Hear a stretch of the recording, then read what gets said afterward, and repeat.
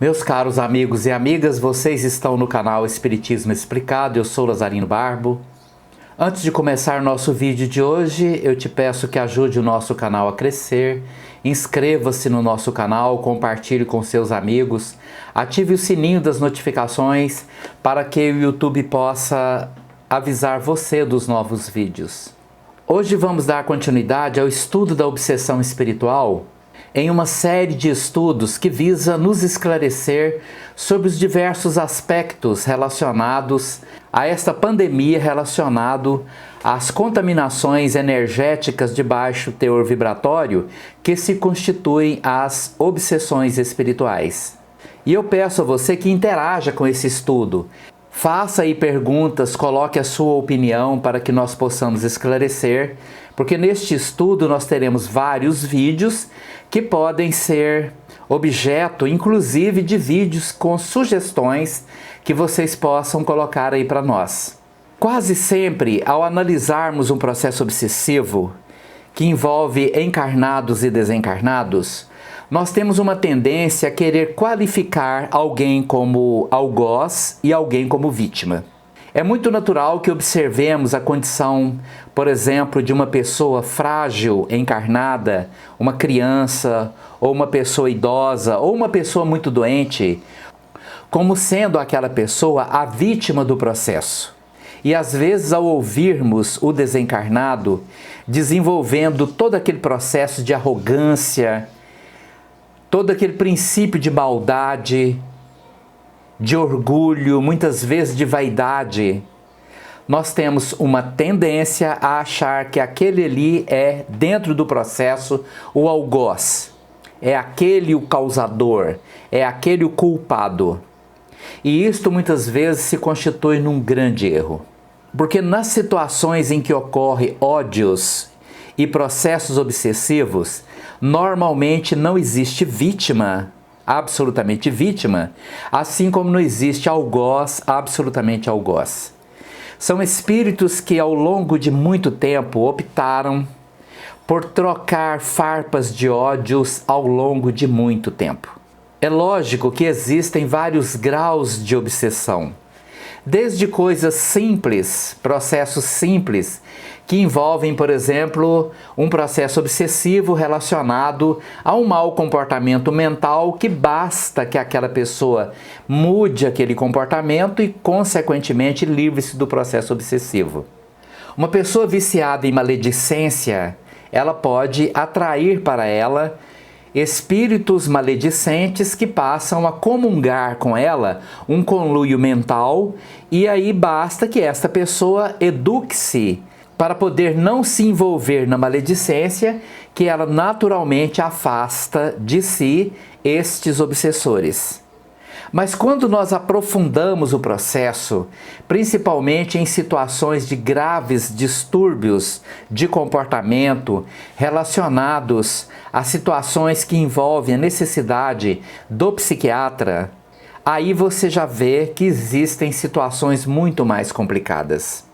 E dentro da obsessão elevada ao grau de subjugação, quando o encarnado já não tem mais domínio sobre si mesmo, você já começa a pensar que aquela história teve uma progressão ao longo do tempo. E muitas vezes envolveu muitas vidas.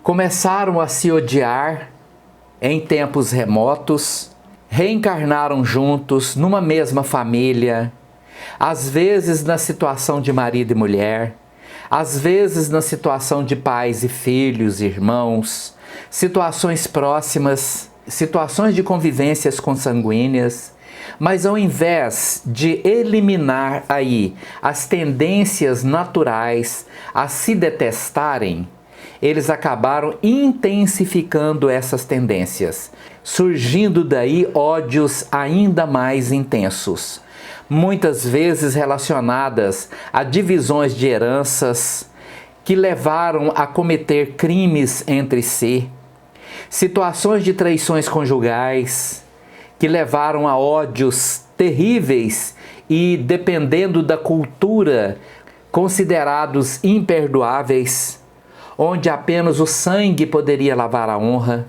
Situações diversas que envolvem ódios que se perpetuam, aumentando gradativamente aquelas situações que, ao retornarem ambos ao plano espiritual, acabavam trazendo, ao invés de uma situação mental de perdão, de concordância, acabavam trazendo ainda mais motivos para se tornarem inimigos mais terríveis.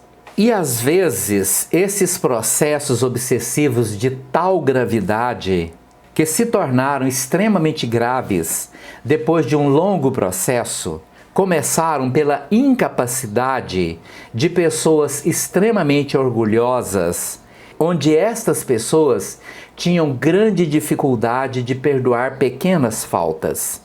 Situações simples, cujos conteúdos poderiam ter sido evitados, se houvesse um mínimo de humildade para poder perdoar aquelas coisas que fazem parte do dia a dia e que não têm maior significado.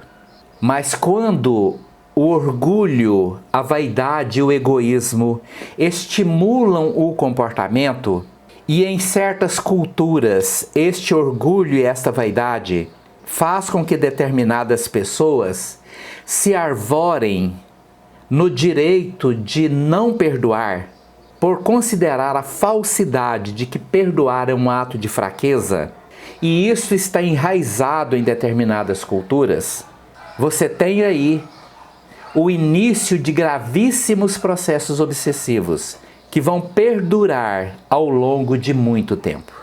Outras situações ligadas à lei de ação e reação diz respeito à falsa ideia de que existem determinadas pessoas que ficam isentas de uma punição. Existem os temporariamente vencedores em estado de guerra, existem os escravizadores, que por se considerarem falsamente como superiores aos seus escravos, pensam que estas atitudes ficarão sem uma resposta. Existem os senhores que se consideram superiores por raça, por nascimento, por cultura, e ao se envolverem nestas ilusões, acabam por pensar que a vida continua assim, existindo superiores e inferiores depois da morte do corpo físico, sendo ainda o ateísmo em determinadas situações também causadores. Porque o ateu, ao considerar que nada existe depois desse corpo, e em determinadas situações, ele considera que ele pode fazer com o outro o que ele quiser. Porque, sendo que depois da morte nada mais existe, os seus atos durante a vida física ficarão absolutamente esquecidos. Porque na ilusão de que ele não sobrevive à morte, o que poderá acontecer com ele? Se a morte do corpo determina a ausência absoluta, se depois deste corpo, quando ele deixar de existir, restará apenas, única e exclusivamente o nada. Daí a importância do Espiritismo para nos ensinar que não é assim, nos mostrando que cada ação terá uma reação, que cada uma de nossas atitudes terá uma resposta. Se, ao vivermos, nos tornarmos pessoas capazes de espalhar gestos de bondade e compaixão, esta nossa atitude terá uma reação. Serão plantios dos quais colheremos exatamente o fruto da semente que estamos plantando. Mas do outro lado, também é verdade. Quando usamos nossas prerrogativas, sejam elas quais forem, para disseminar dor, desequilíbrio, sofrimento, isto terá uma resposta.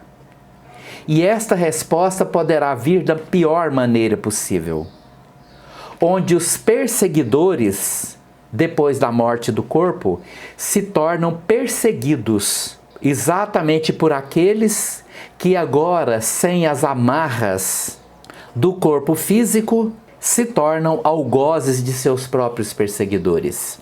E quando hoje você observa aí a condição de uma pessoa aparentemente frágil, subjugada por terríveis perseguidores, muitas vezes você pode ter a certeza de que aquela situação não é como parece, porque nada é como parece. Por trás de tanto sofrimento podem existir histórias surpreendentes e terríveis. Por isso, diante da análise de qualquer situação, nós não podemos esquecer as palavras do Divino Mestre Jesus. Não julgueis para que não sejais julgados, porque com a medida que julgardes, vós também sereis julgados. Então, para o espírita, sendo ele trabalhador de uma casa espírita, envolvidos com trabalho de desobsessão, ou sendo esse espírita estudioso da doutrina espírita, em se deparando em situações de observar conteúdos obsessores, conteúdos obsessíveis, de qualquer que seja a gravidade, a única opção é atender o apelo da espiritualidade. Ajuda, faz o que você puder para ajudar, mas não julgue ninguém, porque seu julgamento pode estar muito errado, porque a sua capacidade de observar, de conhecer, é muito falha diante de um contexto geral que nós ignoramos. E Emmanuel é muito claro: ajuda e passa. Muito obrigado pela sua atenção. Se você gostou desse vídeo, deixa aí o seu like. Muito obrigado e até amanhã no nosso próximo vídeo.